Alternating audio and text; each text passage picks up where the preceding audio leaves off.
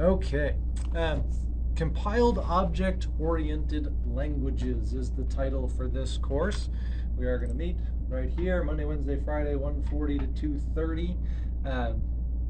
And the whole point of this class is to complement other programming classes, give you different perspectives on programming. So two of you guys have had scripting languages. This is compiled languages. Andrew, welcome to Programming with Dr. Elliott. This is compiled language. You might get to take scripting languages at some point.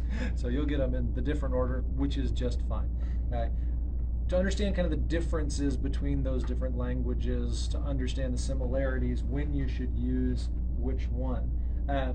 Object-oriented languages. In this class in particular, we do teach object-oriented languages in other courses, but this one we're going to talk specifically about why object-oriented is kind of the paradigm that many languages use, as well as understand what does it mean for a language to be object-oriented.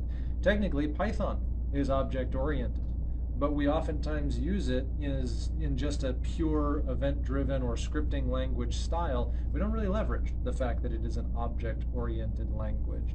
JavaScript is similar, also object-oriented. We're going to look at some of those nuances, and specifically in this class, how do we leverage the fact that they're objects. We're also in this class going to talk about the specific advantages of a certain language. So compiled object-oriented languages is a language agnostic class. We pick one language each semester to teach inside of that class. For this semester it is C#, and for many semesters it will probably still be C#. Gives us the freedom to do C++ or Java or Rust or something other than C# if we want to in the future, but for this year we're going to do C#. So we may call this C# class, or cool class, or whatever we want to call it, and all meaning the same thing. Okay? So we'll talk a bit today about C# and what makes it special before we actually get into coding it a little bit. Compiled object-oriented languages, and in particular C#. What is the differences? What makes it special? Why do we really care to learn these different languages? Okay? Big picture right now, we've got two broad categories of languages: compiled languages and interpreted languages. Okay? Our compiled languages, when we want to run it, we're going to write out our code. But before our code can actually run, it has to be translated into machine code by a compiler, what we actually call a compiler. Compiles the code. Okay? It cannot run, you can't execute it without it being compiled. Interesting. A compiled program can only run on one type of machine. If I have an Intel CPU, an AMD CPU, an ARM CPU, those are all different machines. And when I compile, translating the code into machine language, it is not compatible across different CPUs. And in fact, depending on the language, it may not be compatible between different OSs, even on the same processor type. Okay? So when we compile something, that narrowly defines what it can run on. Now, C# is a little bit better than most because there is actually a virtual interpreter kind of in the background. So it's not as pure of a compiled language as like C would be.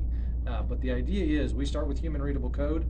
The executable is actually binary executable code. Okay? That gives you some ideas. It's very limited where you can run it. Okay? Compiled code, machine code, runs directly on the CPU. The actual numeric codes that are generated are machine code, assembly language, that then runs directly on the CPU. It's very efficient, very fast because of that. Interpreted languages, code is translated into machine code by an interpreter, often through a transparent virtual machine. Okay? This is happening whenever we want to run the code. So we don't have to compile it and then run the whole thing. It's line by line, interpreted, translated into machine code, and then that machine code is run on the CPU. Code is interpreted at runtime. Requires an interpreter for each type of machine, but that can be installed. Intel can have one, AMD can have one, and then the same code can run through the machine-specific interpreter, but that's going to be built into the operating system or into the machine's architecture. Code is always run through the interpreter, which may or may not run directly on the CPU. The interpreter itself can be compiled or scripted. Compiled or interpreted. So The advantages and disadvantages are kind of listed down at the bottom. Compiled languages are significantly more efficient and powerful. If we're talking about AAA game development, where you are trying to get every ounce of performance out of hardware that you can for graphics, for in-game AI, whatever it may be, compiled languages is where it's at. Okay? That is the big advantage. If you are doing an application that is resource intensive, something that's going to be working either with massive data sets or doing massive calculations, think about engineering software as a good example there.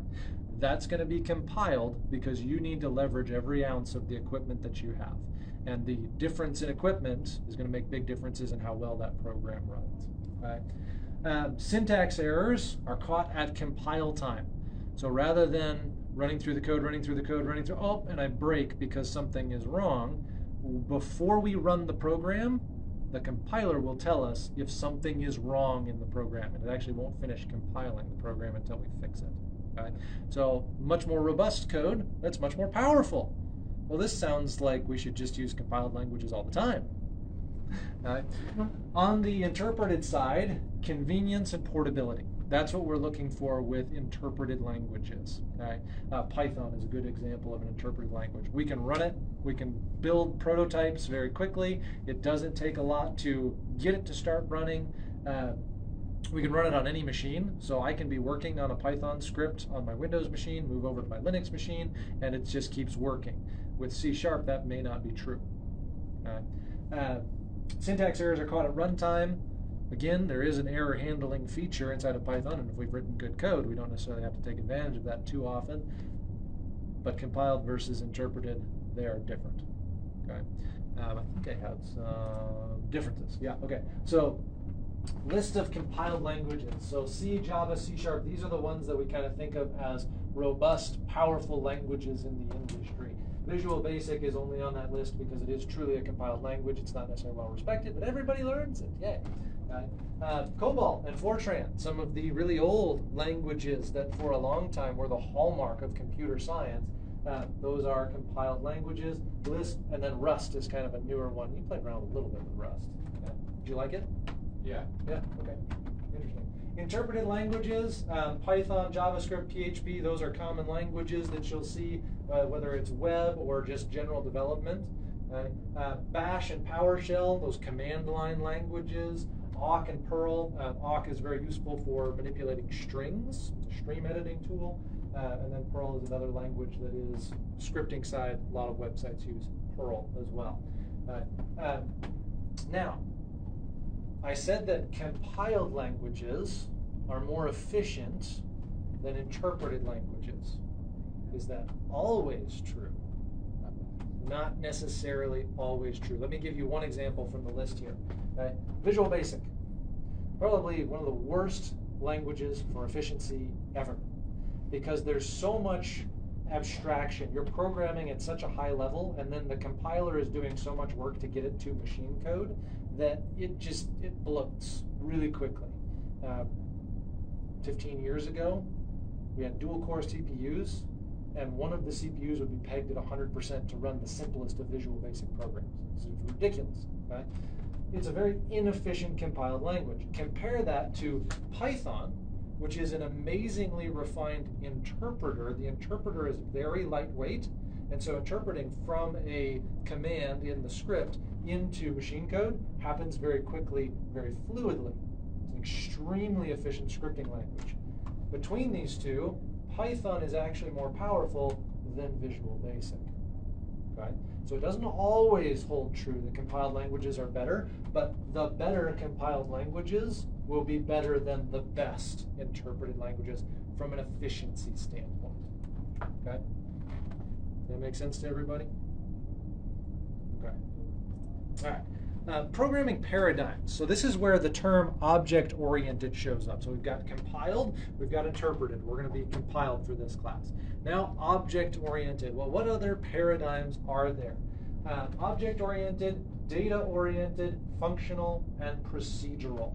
Four main categories, and these are not the only ones, but four main categories of how we think about things in the programming language and how we interact with them. The object-oriented is kind of simple to explain. Everything is an object. Every object has a set of properties or methods that are defined by its class. And we're going to talk about that in much more detail as we go throughout this course. You have to start calling it a course rather than a class, because this isn't a class. C# has classes. This is a course. Data-oriented. If you've touched SQL, SQL at all, and do you pronounce it SQL or SQL? Because they're both correct. The focus of data-oriented programming languages is obviously on the data. So we don't necessarily talk about making a prime checker in SQL because it's not procedural or object-oriented. It's all about touching data. Similarly, we don't use some of these other languages to do queries on databases because it's not efficient or feasible to do so. Okay? It is all about treating a data set as an object and then storing, retrieving information from that data set. Without the data set, a data-oriented language doesn't make any sense. Okay? Functional programming. JavaScript is my example for this one. Everything is a function that takes input and returns an output. Classes and objects can be created, but the focus is on functions. And the way that you guys learn this in World Wide Web, those of you guys that have had World Wide Web, we've got HTML and CSS for creating content and layout. What do we do to add functionality? JavaScript. Okay, now it makes sense. Everything that we did in JavaScript was a function. We wanted to create something that happened. We put those inside of functions. In functional programming, a pure function is a function that always returns the same output for a given set of inputs.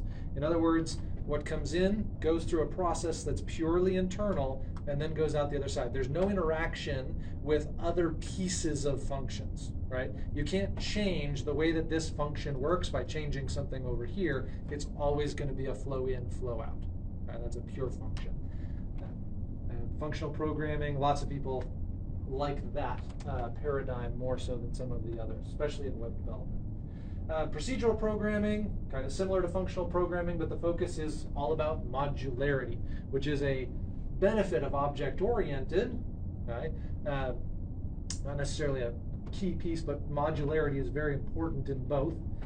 Data is considered global rather than local. That's an interesting piece. Unlike the functional piece where pure functions are ins and outs, the procedural is going to talk about everything all at once. Okay? So just different paradigms, and that's kind of how object-oriented fits in all of these different ways of thinking about programming. Does that generate any questions?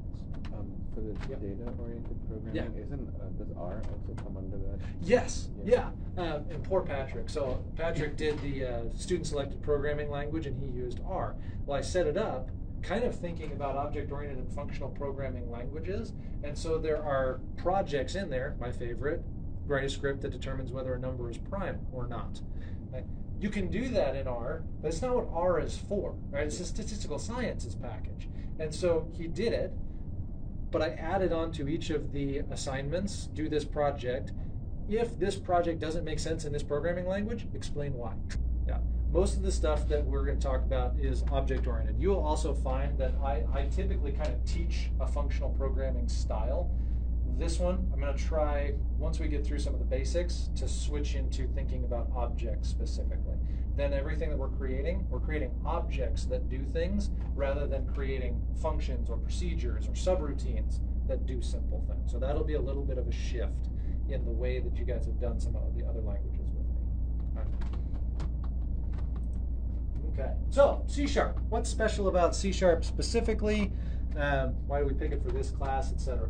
It is a compiled, object-oriented language. It is based on the .NET, what used to be called the .NET framework. Now it's .NET 8. Yes, .NET 8.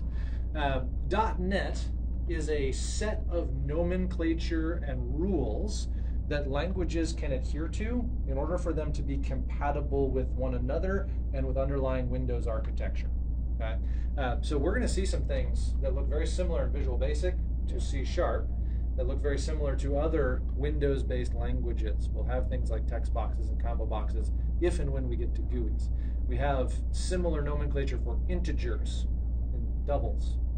No, not exactly the same.